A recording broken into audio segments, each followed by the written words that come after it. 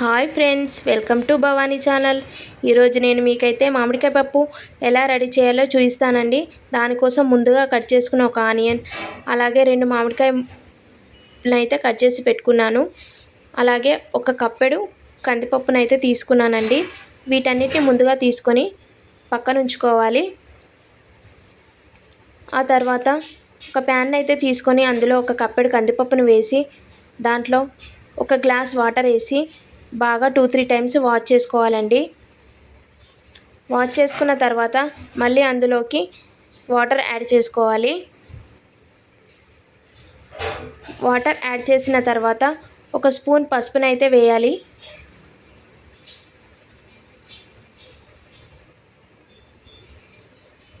ఇప్పుడైతే స్టవ్ వెలిగించి ప్యాన్ అయితే స్టవ్ పై ఉంచాలి.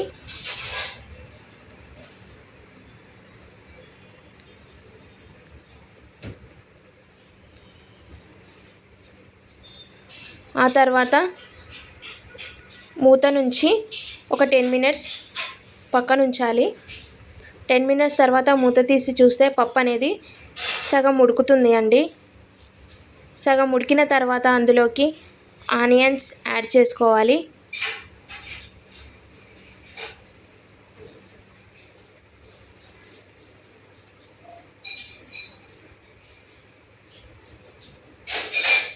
ఆనియన్స్ యాడ్ చేసిన తర్వాత అల్లం పేస్ట్ యాడ్ చేసుకోవాలి.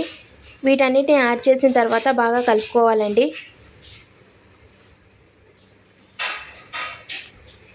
ఆ తర్వాత ముందుగా కట్ చేసి పెట్టుకున్న మామిడికాయ ముక్కలను యాడ్ చేసుకున్నానండి. వీటిని యాడ్ చేసుకున్న తర్వాత కలుపుకోవాలండి.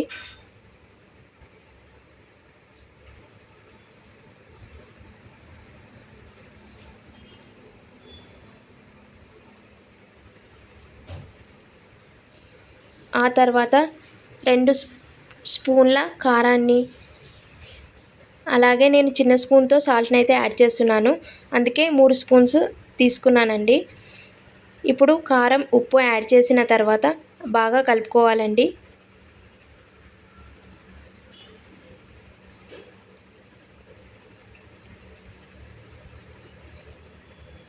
బాగా కలుపుకున్న తర్వాత మూత పెట్టేసి ఒక 5 మినిట్స్ ఉడకనివ్వాలి.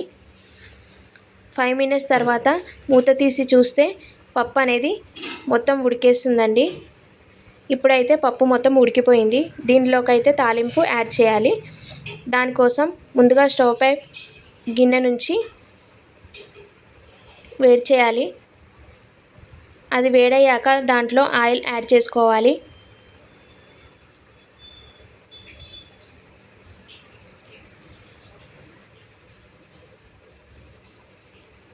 ఆయిల్ వేడయ్యాక ఆవాలు, జీలకర్రని యాడ్ చేయాలండి.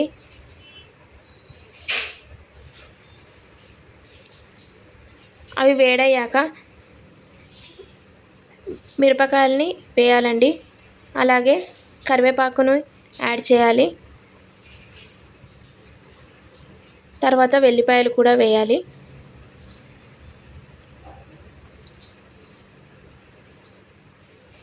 ఇప్పుడైతే స్టవ్ ఆఫ్ చేసుకొని పోపు అయితే రెడీ అయింది. దాన్ని పప్పులో వేసి బాగా కలుపుకోవాలండి. ఇప్పుడైతే ఎంతో టేస్టీగా ఉండే మామిడికాయ పప్పు అయితే రెడీ అయిందండి.